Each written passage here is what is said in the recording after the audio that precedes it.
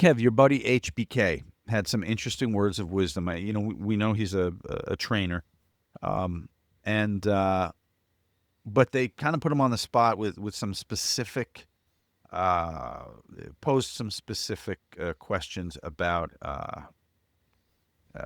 teaching young wrestlers. And the quote they use in the article, and by the way, I'm pulling this from SE Scoops, um, was that greatness is hard to teach, yet it's a trainer's job to position young talent in any sport for greatness. Here's a quote: "What came easy is hard. Those that can do, those that can't teach. You did because you could do. Now, how do you show patience, show grace, and say, what came so easy to Shawn Michaels? What was a God given gift? How do I convey that?" It goes on to say, the hardest thing for us is a very natural feel. And also, as you gentlemen know, you almost can't teach timing. Timing is something that our business, as yours, sort of hangs on. Agree or disagree, Kev? Most important elements to your success in the ring as a worker is It's a dance. timing. Yeah, It's a dance. Of course, timing is everything. he was great with that, wasn't he? And it's probably some of it's got to be natural ability. He was Oh, probably just built with he was instinct. he was. I've seen his like early work when I think maybe he was 18 or 19 down in In Texas, San and Antonio, right? Yeah. yeah, I mean, he just had that. He just had that it thing. Yeah. And like he says, how do you teach You don't. timing, feel, all that stuff? You don't. Yeah. That's why the ratings are where they're at. Um Another quote on the culture in professional wrestling as the talent. He says, quote, "We want the culture of our business to be different and to be more positive than it was when we got into it. We want to leave it better off than the way we came into it," he stated. Um, Well, that's not a very high bar. Considering where it was back in the Yeah, 80s God. or the 90s. Now, who's responsible for this? Was it just the talent that were so road worked and maybe fucked over a little bit by promoters or whatever that there was a negative? Underpaid and overworked Okay. is I would say not Yeah. really a you know it's not a recipe for success. Today's money is certainly different than Oh God. when especially if you're working even like mid or underneath. I don't know about that. I think that the Really? shit, man. Disco was making a half a mil But is there anybody? in '97. But is there anybody on the card now making less than 250? Let's say. I would imagine that's kind of. I'll guarantee you there's a huge lump of people making that, which is fucking 90 and $93. And your underneath guys would have been making 100 grand back then. You had to. You couldn't. I mean, just with all the shit you had to pay for. Mm-hmm. You know, Right. you were at least making 60K because you were taking $200 draw every night and you were working 300. So I mean, it's like, He talks about that too. He actually said, quote, "When I worked on the road, we did 286 days. When I got a part-time schedule, it was 150 days. I enjoyed every minute." No fucking way you enjoyed every minute of who says 200. this? Michaels.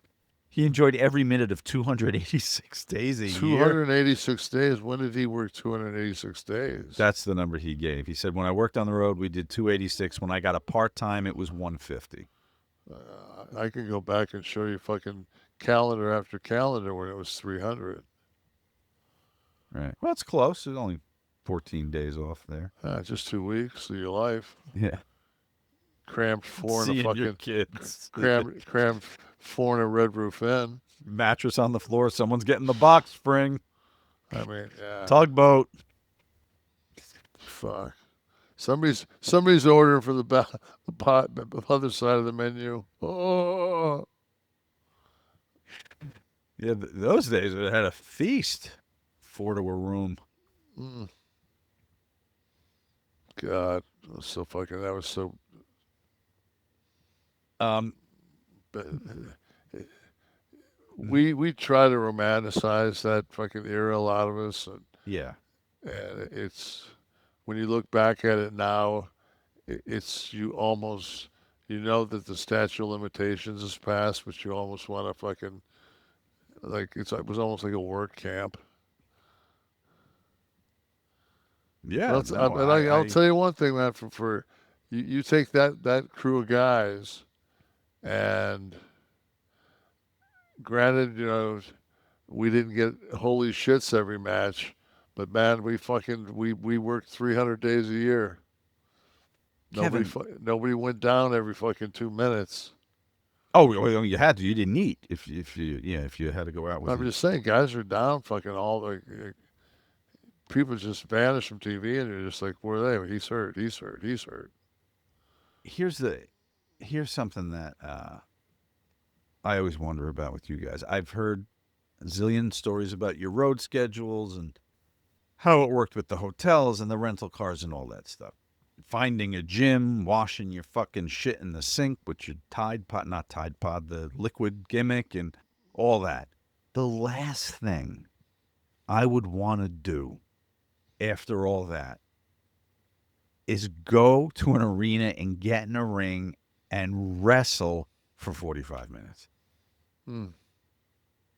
Like, did you say this or somebody else maybe to me that you were being paid to travel, basically, is what the job was? Get to a place on time, get a connecting flight, get the No, rental car, you get were. to the. It was you were getting paid. Number one, you were getting. I don't even know if you can call it. You were getting some kind of a severance, some kind of paid is paid. Like yeah, motherfucker, fuck that shit. I'm getting paid. That's a fucking. We Mm-hmm. weren't getting paid. Well, you were making money.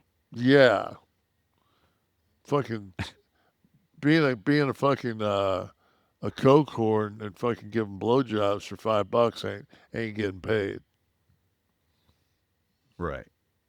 You were being paid a pittance. But it was the grind, the grueling grind is where you were earning the money. I still can't understand that after all that, you've got to fucking get in the ring, be physical for I can't 45 minutes. believe I'd want to after go to all. bed and have a sandwich. I can't believe after all that, at 66 years old, if I fucking tell somebody I don't want to do something, they don't understand where the fuck I'm coming from.